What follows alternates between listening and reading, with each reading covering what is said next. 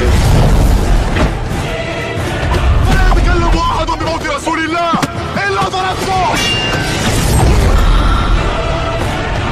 جئتك أؤمن بالله وبرسوله وبما شئت به فقد أعذرت إليكم وأعذرتموني.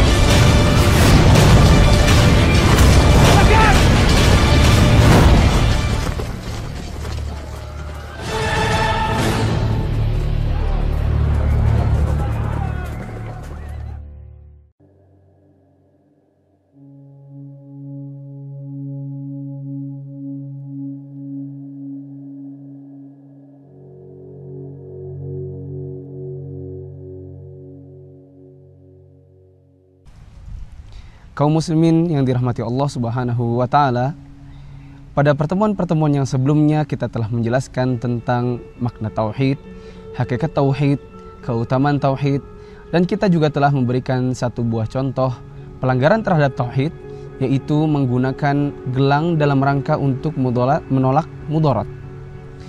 Pada hari ini kita akan membacakan satu buah bab yang terdapat pada kitab At-Tauhid atau Kitab At-Tauhid yang ditulis oleh Syekh Muhammad At-Tamimi pada bab tentang ruqyah dan tamimah, atau pada bab tentang mantra dan jimat.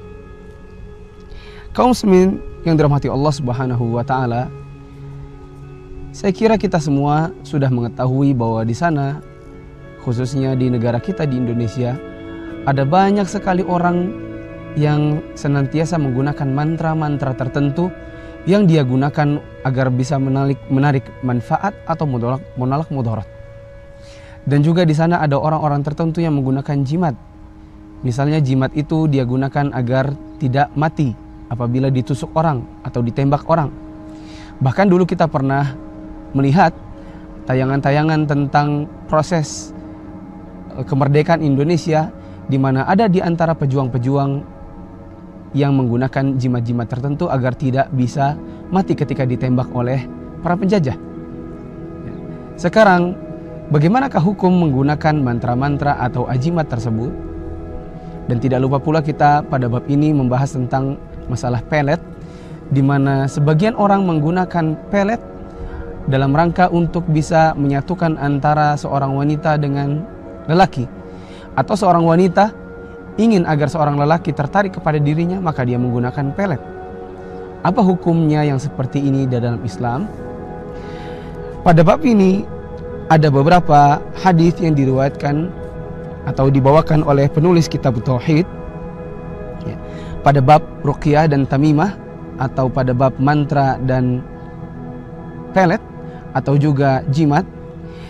Seperti diantaranya hadis yang diriwayatkan oleh Imam Bukhari dan Imam Muslim dari sahabat Abu Bashir Al-Ansari radhiyallahu anhu, di mana pernah dikatakan Rasulullah SAW dalam satu perjalanan, di saat itu beliau mengutus seseorang untuk menyampaikan kepada kaum tertentu agar tidak membiarkan semua kalung dari tali atau busur panah ataupun kalung apapun yang ada di leher unta, kecuali semuanya harus segera dipotong.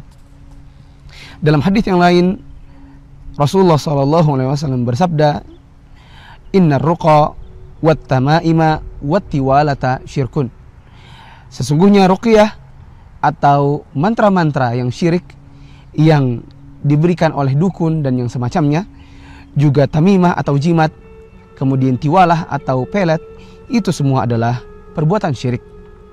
Perlu diketahui bahwasanya ruqyah itu ada yang sifatnya diperbolehkan atau syar'i dengan beberapa syarat, seperti diantaranya orang yang meruqyah haruslah orang yang menjaga tauhidnya atau bertauhid.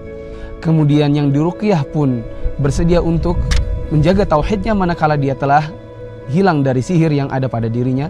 Dan yang dibacakan dalam ruqyah tersebut adalah ayat-ayat Al-Quran misalnya. Nanti kita akan bahas pada bab khusus tentang masalah ruqyah yang diperbolehkan. Adapun yang dibawakan oleh penulis pada bab ini adalah tentang mantra yang diberikan oleh para dukun, di mana mereka membacakan kalimat-kalimat tertentu dengan bahasa-bahasa tertentu, diberikan kepada orang-orang tertentu agar orang tersebut dapat menarik manfaat atau menolak mudarat, seperti kebal, mampu untuk tetap hidup walaupun ditusuk atau ditembak dan yang seterusnya. Adapun yang kedua yaitu tamimah, maka dalam bahasa kita adalah jimat. Yang ketiga adalah tiwalah atau yang dalam bahasa kita adalah pelet. Itu semua adalah perbuatan syirik. Kemudian dalam hadis yang lain yang sifatnya marfu', Rasulullah SAW bersabda, "Man ta'allaqa syai'an wukila ilaihi." Barang siapa yang menggantungkan sesuatu dengan anggapan bahwasanya barang tersebut dapat memberikan manfaat atau menolak mudarat bagi dirinya, maka Allah akan membuat orang tersebut senantiasa bergantung pada benda yang dia gantungkan.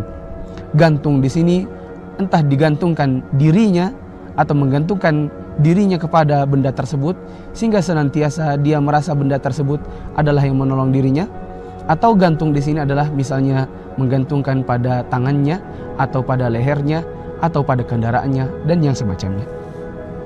Kemudian Rasulullah SAW juga bersabda dalam salah satu riwayat, "Man qata'a tamimatan min insanin kana ka'adali raqabah." Barang siapa yang memotong tamimah dari seseorang atau memotong jimat-jimat yang digantungkan pada diri seseorang, lalu dia potong, maka dia mendapatkan pahala seperti dia memerdekakan budak. Maka hikmah yang bisa kita ambil dari pelajaran pada bab ini diantaranya adalah bahwasanya mantra-mantra yang diberikan oleh para dukun yang dibuat dengan bahasa-bahasa tertentu dalam rangka menolak mudarat atau menarik manfaat, ini adalah syirik. Dan kemudian menggunakan jimat ini juga perbuatan syirik.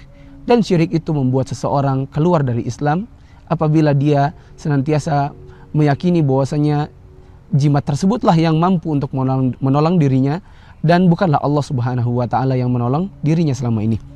Kemudian juga dijelaskan tentang tiwalah atau pelet, dan menggunakan pelet adalah perbuatan syirik yang apabila seseorang meyakini pelet tersebut adalah yang memberikan pengaruh kepada dirinya dan bukanlah Allah Subhanahu wa taala yang menjadi penyebabnya, lalu kemudian dia mati dalam keadaan menggunakan pelet atau juga jimat dan seterusnya, ini akan dikhawatirkan dia akan masuk ke dalam neraka dan tidak akan pernah keluar lagi selama-lamanya.